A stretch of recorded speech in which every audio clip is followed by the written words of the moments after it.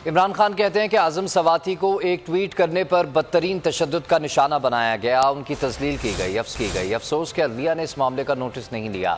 چاہتا ہوں chief justice in لوگوں کو بلا کر پوچھیں۔ عمران خان نے کہا کہ شہباز گل کو بھی اسی طرح تشدد کا نشانہ بنایا گیا تھا۔ رکن اسمبلی صالح محمد کو جمہوری اور قانونی حق استعمال کرنے پر پکڑا گیا۔ سمیع ابراہیم، عمران ریاض خان اور جمیل فاروقی کو بھی گرفتار کر کے تشدد کا نشانہ بنایا گیا۔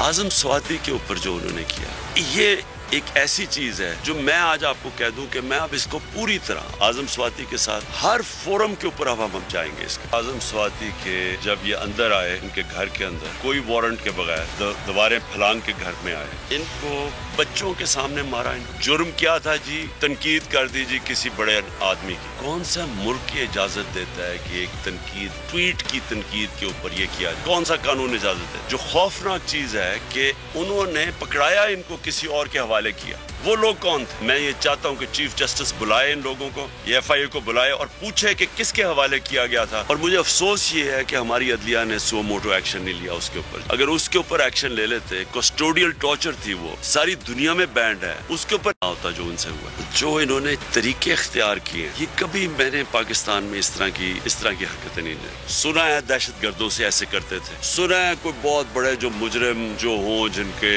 جو بار بار جرم کریں، شاید ان سے کرتے ہوں ایسی چیزیں، ہمیں نہیں پتا۔ شاید کوئی ہندوستان کا کوئی جاسوس ہو یا وہ اس سے کوئی کرتے ہوں، لیکن میں نے یہاں پولیٹیکل لوگوں سے اس طرح کا ظلم کبھی نہیں دیکھا، اور خاص طور پہ وہ جو ڈیموکریٹک دور ہے، میں نے کبھی ایسی چیزیں نہیں دیکھی۔ انہوں نے پہلے شہباز گل سے جو کیا، اور میرے اوپر تقریباً کنٹمپٹ بھی لگ گیا اسی کے اوپر۔ چیزیں پتہ چلی کہ شہباز گل سے انہوں نے کیا کتنا تشدد کیا، جنسی تشدد کیا۔ تو میرے سے مانا نہ جائے۔ جب انہوں نے چیزیں مجھے دکھائی، تب مجھے اندازہ ہوا کہ انہوں نے کیا اس سے۔ اور پھر وہ باقی تو خیر عدالت میں بھی مجھے پیش ہونا پڑا اس پہ، کہ کیا یہاں ایسے لوگ ہیں جن کے لیے کوئی پاکستان کا قانون نہیں، اس کی کوئی حیثیت نہیں، یا وہ جو مرضی چاہے اس ملک میں کر سکے۔ اور اگر آپ یہ اجازت دے دیتے ہیں لوگوں کو کرنے کے لیے، تو اس کا مطلب کہ ملک تو بن گیا بنانا ریپبلک۔ یہی تو ہے، آپ نے کسی کو فیصلہ کیا، اچھا جی مجھے چیز اس کی پسند نہیں ہے، اس کو پھینٹا لگا دو، اس کو ذلیل کر دو، لوگوں کو ڈرا دو۔ لوگوں کو اٹھاتے ہیں، انہیں کہتے ہیں جی عمران خان کے خلاف سٹیٹمنٹ دو۔ اعظم سواتی سے پوچھ رہے ہیں جی اچھا بتائیں عمران خان نے آپ کو یہ کیا کرنے کے لیے؟ اس کو دل کو بار بار کہتے رہے کہ جی کہو کہ یہ عمران خان نے تمہیں کیا کرنے کے۔ ان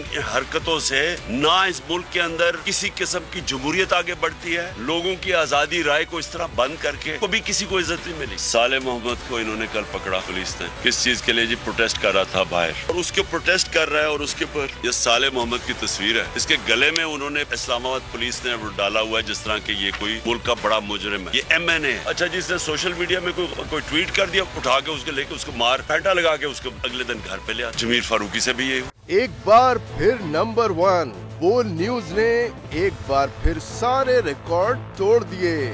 ملک کی سیاسی صورتحال پر تو بعد میں بات کروں گا، یہ لال حویلی کا بتائیے، یہ کیوں چھیننا چاہتے ہیں آپ سے؟ بول کا پروگرام تجزیہ 8 بجے کی سلاٹ میں سب سے زیادہ دیکھا گیا کہ جی توہین عدالت کی کارروائی کی جائے۔ عمران خان کے ساتھ اس لیے کھڑا ہوں کہ میں نسلی اور اصلی ہوں۔ 41% صارفین نے صرف بول دیکھنے کا انتخاب کیا، کیونکہ بول ہے نمبر 1۔ سب سے زیادہ ویوز، سب سے زیادہ ریلز اور سب سے زیادہ ریٹنگ کے ساتھ بول اب بھی نمبر 1 پوزیشن پر برقرار۔ سبسکرائب کریں اور بیل دبائیں تاکہ کوئی خبر رہ نہ جائے۔